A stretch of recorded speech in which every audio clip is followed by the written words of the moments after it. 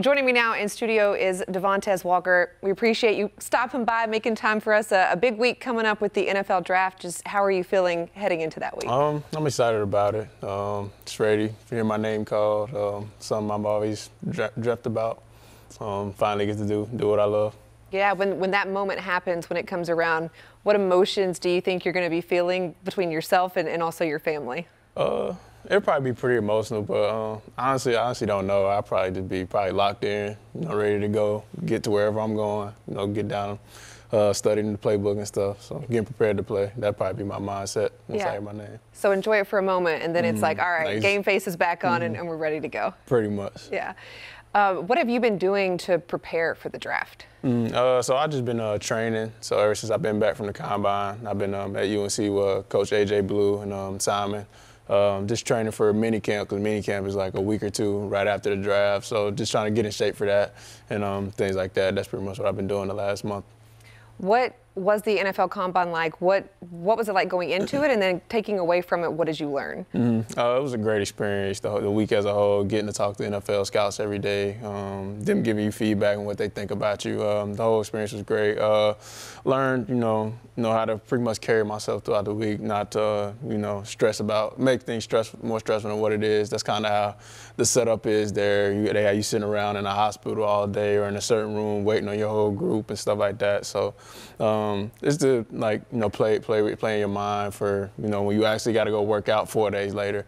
And a lot of people can probably get caught up in that, and then the workout don't go as well or something like that. So you just got to kind of block all that out, focus on the main thing while you're there. Yeah, absolutely. And I think you were there with Drake Maye as well. What has it been like sharing this process with him? And then just going back to last year at North Carolina, what was it like sharing the field with him? I've enjoyed it. It was just like last year when I got to UNC. Throughout this process, he's always been there, wanting to throw. We've been throwing the last month and a half since we've been back. So he's also been getting ready for mini camp. Just go back from when I first stepped on campus last year. He always wanted to go throw, and I would never tell him no, because I've always wanted to get better. He always wanted to get better, and it showed during the season when we had that automatic chemistry when I got back onto the field. Yeah, absolutely. So you guys have spent some time together leading up to the draft, working out together. I see him almost every day. Oh wow. Okay. What has that time been like? It's been fun.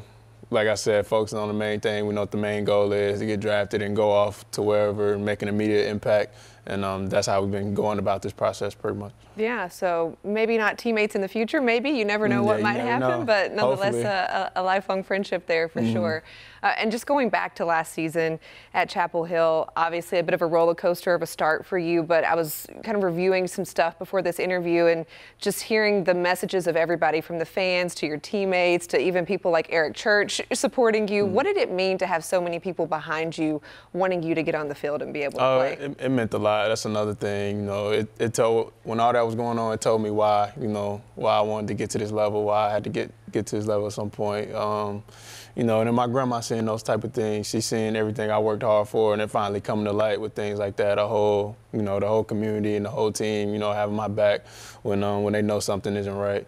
So that just goes to show, how that university carries itself, and how they stand up for anybody that comes through Chapel Hill. Yeah, you mentioned your grandmother. She got to come to a game for the first time, is that right? She came to a couple. Yeah, so what was it like finally having her there and to share that experience? It felt good, especially seeing the videos of her, cheering, seeing me score and things like that, and her tearing up. It made me feel good. It's just something we've always talked about when I was growing up. Her seeing me on TV, that's something I've always wanted, she's always wanted. Just something my whole family wanted. See me on TV doing something good, doing something right. So her seeing that, it was very special, very touching. Well, many more of those moments to come for your grandmother. Most definitely. And then, being able to play for someone like Mack Brown, what did he teach you on and off the field? So on the field, he's like, he's one of them coaches, he was big in competing. Just showing up and competing every day. Those practices are hard and long, but he just, want to see how you're going to carry yourself throughout those practices, if you're going to compete or if you're going to, crack under pressure, things like that. Off the field, he's a great guy. He's he just cares about, being a young man, and he's asking you things like, how class is going, how your family doing. He just cares about his players as individuals. It ain't just a football player. It's about you and how, your well-being and things like that. He's one of the most genuine coaches I've ever played for. I'll go to war for Coach Brown. I loved him while I was there. Yeah, I know. He's an awesome, awesome man.